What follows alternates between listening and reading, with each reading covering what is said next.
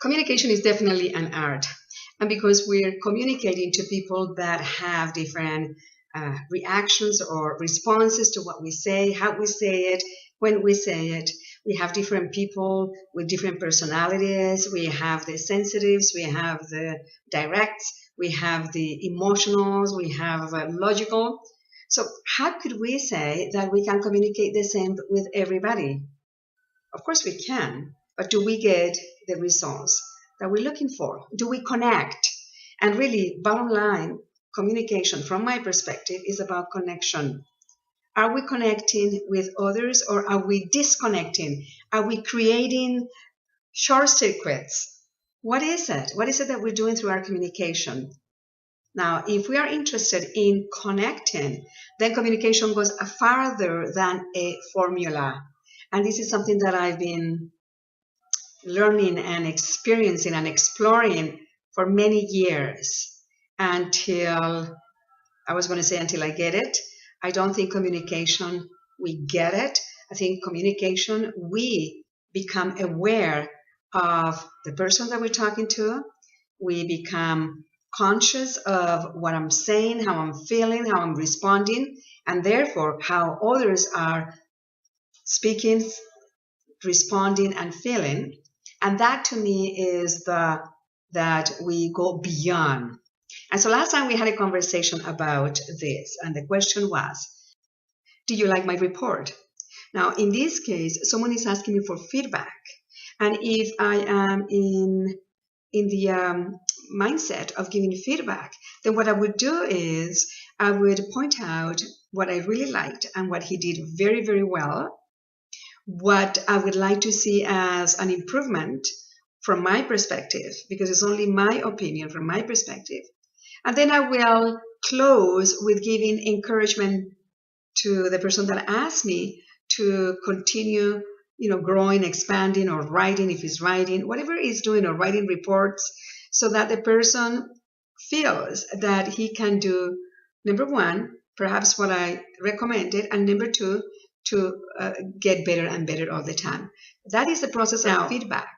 On a simple question such as, do you like my dress? Do you like what I'm wearing? Number one, the first thing that comes to my mind is, why is this person asking me this question? Is this person looking for affirmation? Is this person looking for confirmation? Is this person looking for the opinion of someone that he or she appreciates? My answer to that question, do you like my dress, for example, will be the following. If I don't like it, I would say that's not my style. No, I don't particularly like it for myself. And that's what I would say. Now, a different question will be, do you like how this dress looks on me? Now, that's a very different question.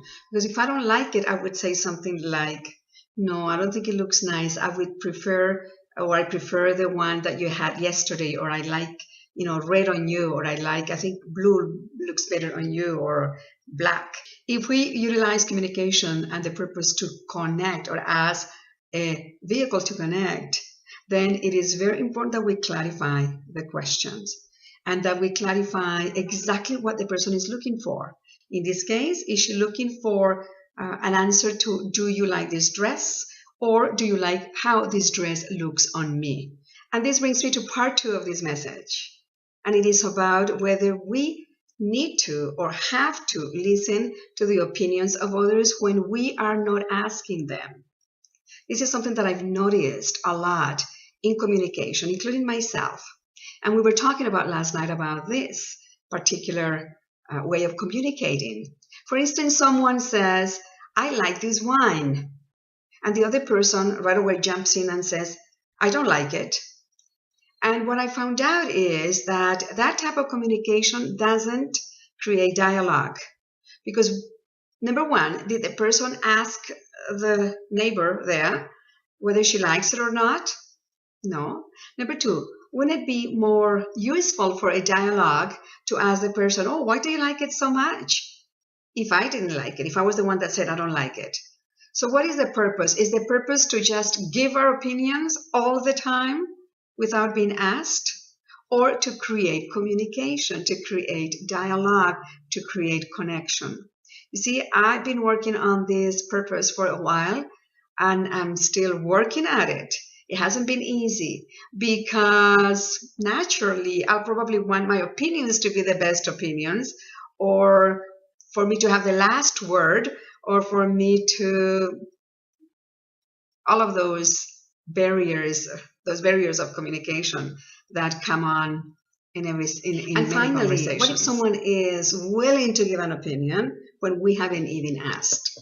So it is when opinions are given without being asked. Well, I think two choices.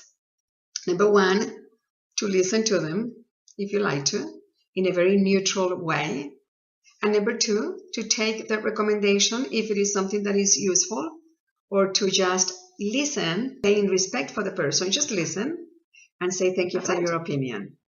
Very interesting. Communication is an art. And the more I go deeper into the intricacies of communication, the more I find that it is a wonderful exploration of the mind, the feelings, the thoughts, the spirit, the soul. And it is joyful to find out new ways of communicating every single day.